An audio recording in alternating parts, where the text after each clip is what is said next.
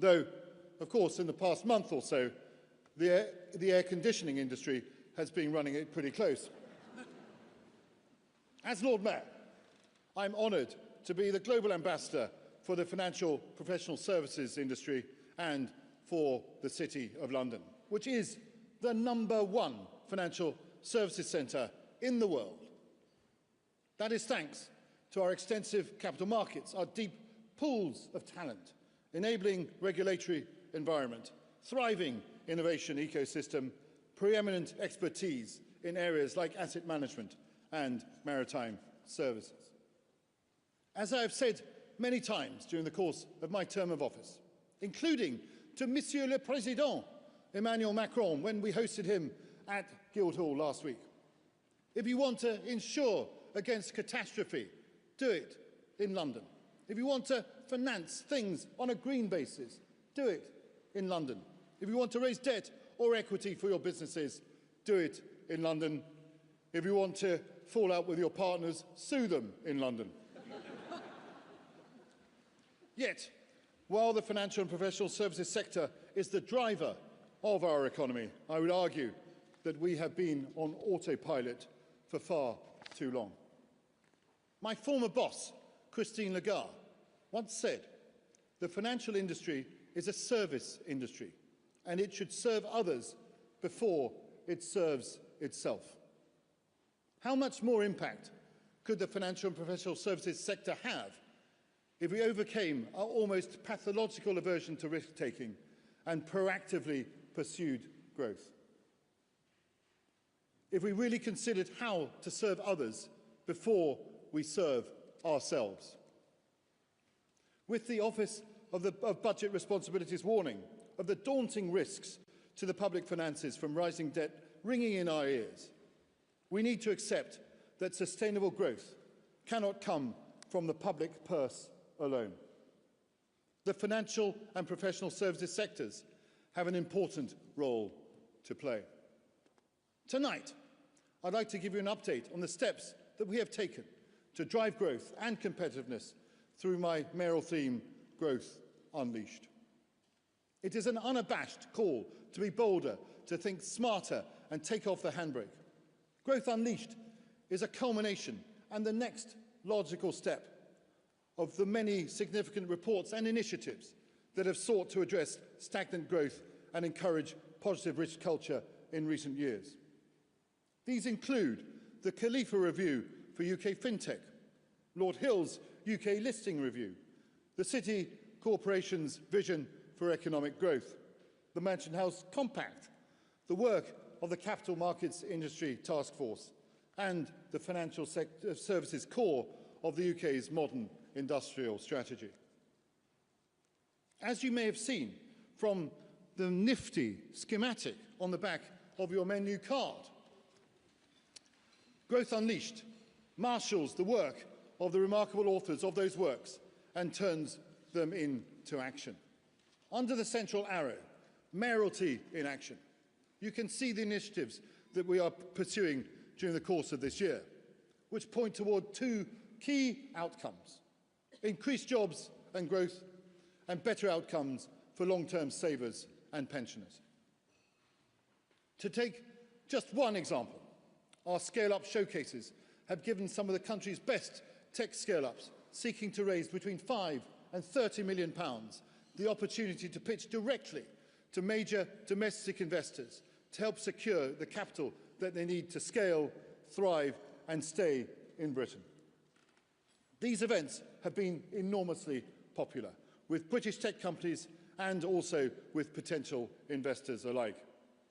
They have filled the gap as we urgently need to scale up the number of scale-up events that we have. We look forward to building on this to support the new FinTech scale-up unit within the PRA and the FCA.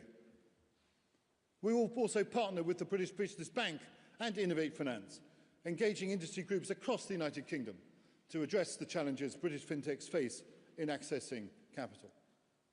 Of course, initiatives like our scale-up showcases are just one part of the jigsaw puzzle. I've been clear that if we are serious about achieving greater growth, increased Private investment, economic and regulatory reform must be complemented by a reform of our mindset. Henry Kissinger frequently said that the pitfall that often besets a country or a sector is self-doubt. I have argued that the financial and professional services sector is the first place to find growth in our economy. The buildings are already built. The people are already trained. The regulatory system is developing rapidly to remain absolutely world-class. The missing ingredient, everybody, is confidence. In an increasingly competitive world, where rival global financial centres like Singapore and New York are investing and innovating really at speed, there is no place for stereotypical British reserve. We have to go out and play to our strengths. We need to stop waiting for the opportunities to land in our laps. There needs to be a change of mindset in the sector to match the opportunities that exist in the world today.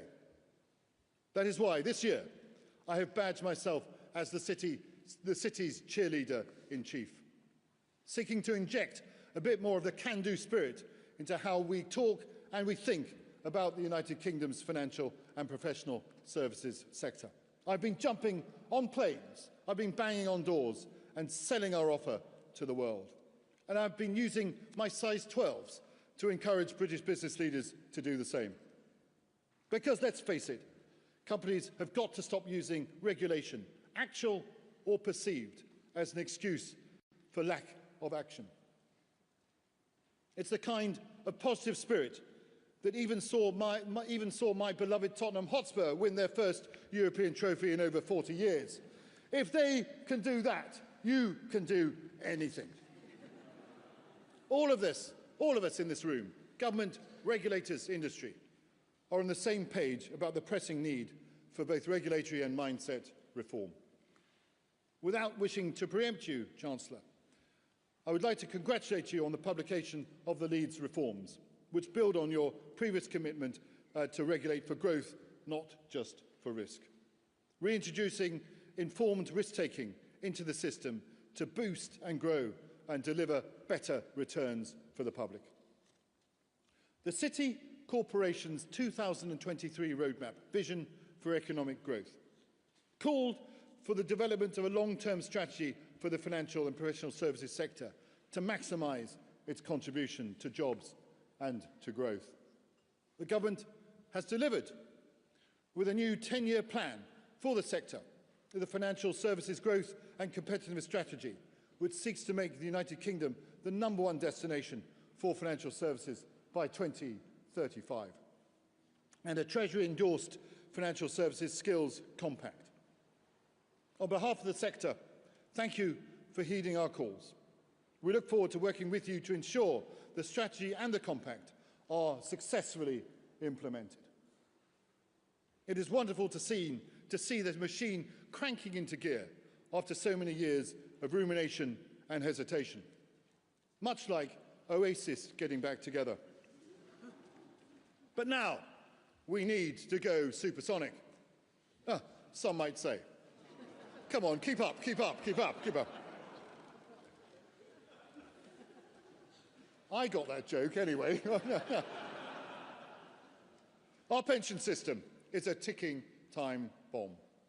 It could detonate within a generation. A baby born in the United Kingdom in 2025 has an average life expectancy of 82 years, over a decade longer than someone born in 1960. It is, of course, great news that we are living for longer, but that means our pensions have to stretch further too. Recent research found that an astonishing 2 in 5 workers are at risk of being unable to cover their basic needs in retirement. How do we remedy this situation?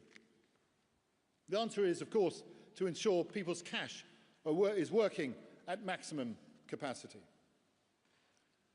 Estimates suggest that a 22-year-old new entrant into a default DC scheme with just a 5% allocation to unlisted equities could achieve a 7 to 12% increase in their total retirement savings.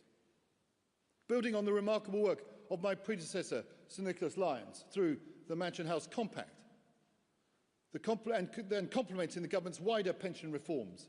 The Mansion House Accord is a commitment of 17 of our largest workplace pension providers, representing 90% of the default DC universe, to allocate 10% of default DC funds to alternative investments by 2030.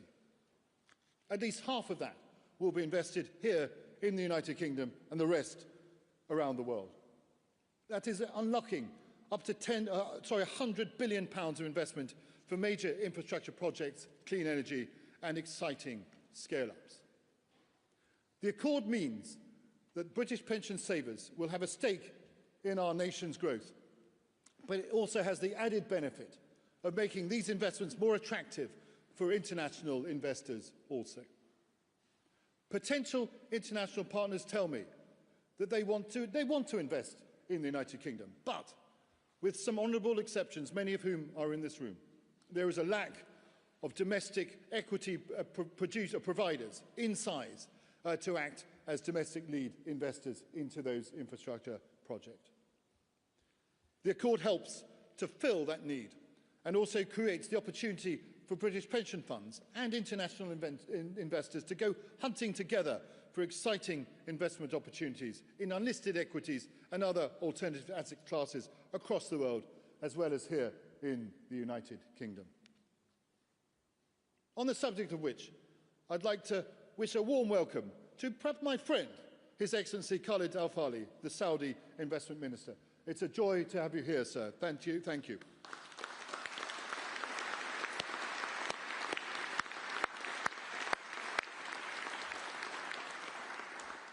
His Excellency has already met a number of the Accord signatories to discuss investment opportunities in both our kingdoms. When international investors do invest here in the United Kingdom, they will soon be supported by a new concierge service within the Office for Investment, a public-private partnership investment hub we recommended to government to unlock £10 billion in additional financial services investment by 2030. I would like to thank the Policy Chairman, Chris Hayward, for his leadership in driving the hub forward. I also look forward to the Chancellor announcing further details of this later on this evening. Our goal is to make the Accord self-sustaining.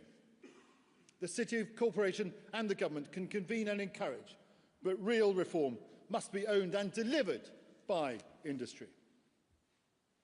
We have today unveiled the Employer Pension Pledge, a voluntary commitment by employers to make a public vow to consider overall value for money rather than solely cost when reviewing or selecting pension providers. The pledge is a signal of leadership, acknowledging that the questions employers ask and the principles they apply shape the outcomes on which their employees will one day retire. I'm pleased to announce that the pledge has now been signed by 23 of the United Kingdom's largest employers. It was 22 this morning, it's now 23 this afternoon. And that covers more than 1 million savers, including Tesco, which is the nation's second largest private sector employer. A real-life example that every little helps. I got that joke as well. I hope you did. The pledge is also supported by some of our biggest business bodies, including the CBI, the IOD, FSB, British Chamber of Commerce, Make UK and REBA. I know several more employers are currently reviewing the terms of the pledge, and I hope and expect that many large companies will soon join this movement before too long. My message to all British employers tonight is this: the direction of travel is clear. You can either lead the way or you can get left behind. This is the moment to show that you can care not only about your employees' present, but also about their future. I urge all those companies who have not yet signed this pledge to do so without delay. To support the Accord and the pledge, we also today are announcing the launch of a professional education plan, magnificently supported by the CISI, and Michael Colfontaine is here as the chair of that organisation. And it's backed by the Chartered Body Alliance, other leading professional bodies, and also by universities. The plan will give pension trustees, managers and policymakers throughout the pension value chain the tools and the confidence that they need to invest more productively. Wonderfully, these professional bodies have all committed to offer this training at cost for the benefit of the British economy. That is a real commitment from them, for which I am most grateful. The accord, the pledge and the education plan represent bold commitments from the financial industry to serve others before it serves itself. But we can go further to help British households secure their long-term financial future. We know that British savers have far less participation in capital markets than their international peers, with Britons currently holding £280 billion in accounts earning no interest at all. So, Chancellor, I welcome your intention to create a new retail investment culture here in the United Kingdom, with the announcement of a new industry-led campaign to give working people the information and support that they need to start investing in stocks and shares to grow their savings once again. This is something for which I've been calling and will complement the Financial Conduct Authority's proposed shake-up of the financial advice market. This would mean that companies can provide guidance to people sitting on too much cash to put something into shares to get better returns over time. From the schematic, you will also be able to see that I have kick-started an important conversation on how chief risk officers can unlock value through responsible risk-taking. Creating a new first-of-its-kind network with the help of Bayes Business School. It will bring together CROs from across the country to share insights, to build community, and also to help shape the future of risk leadership here in the United Kingdom. This network will encourage firms to take additional, calculated, sensible risk. This complements our wider work on a report from A&O Shearman called Regulating for Growth, which outlines the steps that we can take to enable a more responsible risk-taking atmosphere across the economy. I would like to thank the government for taking action on our recommendation on consumer duty and on wholesale firms, with the view to boosting competitiveness and also streamlining regulatory requirements, a clear signal of a new approach to risk. As the global ambassador, not just for the London and the South East, but the entirety of the United Kingdom's financial and professional services sector, I want to see investment flowing into all parts of the country. An example is that we are working with Scottish Financial Enterprise to showcase investment opportunities in major Scottish growth sectors to around 150 investors from around the world at our Scottish Investment Summit in October. At what is perhaps the most dangerous time for the world since the Second World War, the city must also consider its role in enabling access to finance for defence and security. During the rest of my mayoralty, we will have programmes focused on how the city can bolster the United Kingdom's defence and resilience and how we can invest into those sectors. And this complements the City of London Police's tireless work to ensure our physical and economic security as the national policing lead for fraud, economic and cybercrime. Finally, London owes so much of its success to its many communities and the extremely international workforce that we are blessed to have. I'm pleased to say that we now have 9 city-belonging networks to amplify and celebrate the square miles communities, such as the City Muslim Network and the neurodiversity in the city, with a further 6 planned to be launched over the course of coming months. I'm enormously proud of what those networks have achieved so far. A few months before I became Lord Mayor, when I was asked by the City of London Corporation what I wanted as my strapline for the mayoral theme, my colleagues were a little bit taken aback by my blunt suggestion of get on with it. Well, ultimately we went for growth unleashed. Get on with it is still the subtext. At a time of geopolitical uncertainty, when it would be easy to stand still, we have been getting on with it, connecting innovative scale-ups to much-needed funding and turning passive pension pots into humming engines for national renewal. If we are going to create new jobs and growth and achieve better outcomes for long-term savers and pensioners, we need government, regulators and the financial and professional services sector to come with us. So I'm calling on business leaders to jump on planes, bang on doors and shout loudly about our strengths. I'm calling upon major employers to step up, back their workers and sign the employer pension pledge. And I'm calling on government to work in partnership with the industry to drive forward the lead reforms and also unleash a wave of dynamic growth that touches every community across the country. And please, government, continue to do everything within your power to ensure workers and investors can succeed, thrive and stay here. Ladies and gentlemen, we have a duty to serve others before we serve ourselves. Let's get on with it. Thank you very much indeed.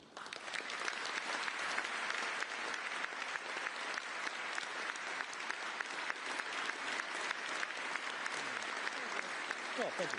Thank you.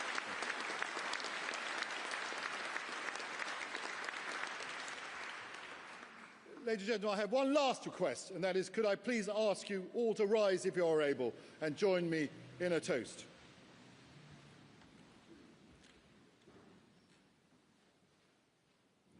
The toast is the prosperity to the public purse and the health of the Chancellor of the Exchequer. The Chancellor.